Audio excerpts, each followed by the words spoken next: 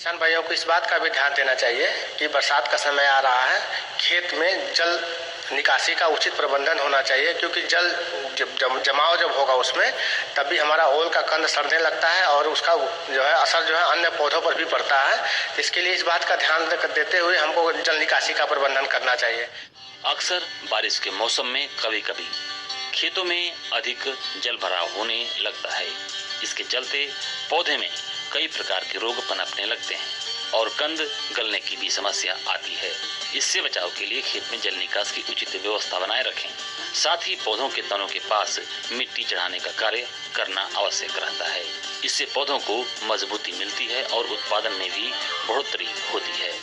देखिए, ओल की खेती में सिंचाई का बहुत ज़्यादा महत्व होता है। तो अभी इस समय जो भी टेम्परेचर भी बहुत ज़्यादा है, तो इसलिए सबसे पहले उन लोगों को अपनी खेती में सिंचाई का ध्यान देना होगा। इसके लिए जो है उनको 7 से लेकर के 10 दिनों के अंतराल पर लगातार सिंचाई करने की आवश्यकता है। उसके अलावा दूसरा चीज़ कि ओल लगाने के 20 से 30 दिनों बाद जो है अंकुरण जो होता है, अंकुरण के बाद निराई गुड़ाई करने की आवश्यकता होती है। तो उस समय अपने खेत में निराई गुड़ाई करें। ओल की फसल को सिंचाई की ज्यादा जरूरत होती है, क्योंकि पौधों को पानी की उचित मात्रा मिलती रहने से इसमें कंदों का विकास अच्छा होता है। इसकी पहली सिंचाई रोपाई के तुरंत बाद कर देनी चाहिए। बीजों को अंकुरित होने तक खेत में नमी की मात्रा बनाए रखने के लिए फसल की सप्ताह में 2 बार सिंचाई करें। बीजों को अंकुरित होने के बाद बारिश से पहले गर्मियों के मौसम में फसल में 4 से 5 दिन के अंतराल पर पानी देना चाहिए।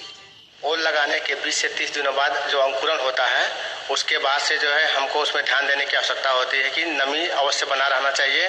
और उसके बाद से जो हम ओल लगाते हैं उसका ये भी हमको ध्यान देना है कि कंदों की रोपाई जो की है, रोपाई के 50 से 60 दिनों बाद तथा 80 से 90 दिन के बाद 40 किलोग्राम नाइट्रोजन एवं 40 किलोग्राम पोटाश को 2 बराबर भाग में बांट करके हम मिट्टी चढ़ाते समय उसको डालना चाहिए।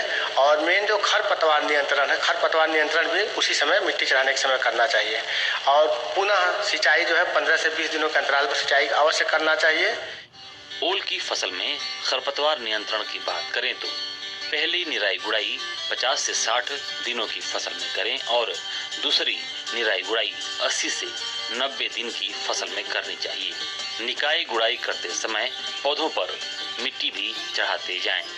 इसके अलावा ओल में मुख्य रूप से जो लगने वाले जो रोग हैं, ये झुलसा रोग, इसमें क्या होता है, पूरा पत्ता झुलस जाता है और पूरा पौधा जो है खराब हो जाता है, उसका पैदावार पर इसका असर पड़ता है। तो इसके लिए हमको कार्बेंडाजिम दवा का जो छिड़काव जो है 2 ग्राम प्रति लीटर पानी के हिसाब से घोल बना करके स्टिकर मिलाकर शाम के समय करना चाहिए।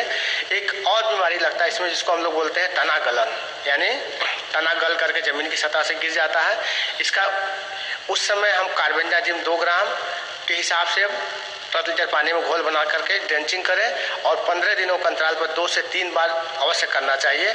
इसके अलावा ट्राइकोडर्मा जो हमारा एक प्रकार से जैविक फफूंदनाशी है, उसका भी 5 ग्राम प्रति लीटर पानी के हिसाब से घोल बना करके हम ट्राइकोडर्मा से भी ड्रेंचिंग कर सकते हैं। इसके अलावा अगर हम ओल पिछली बार उस खेत में लगाए हैं तो फसल चक्र भी हमको अपनाने की आवश्यकता होती है। और जब भी हम ओल की खेती करें तो बीज उपचार अवश्य करें, कार्बेंडाजिम से अथवा ट्राइकोडर्मा से करना चाहिए।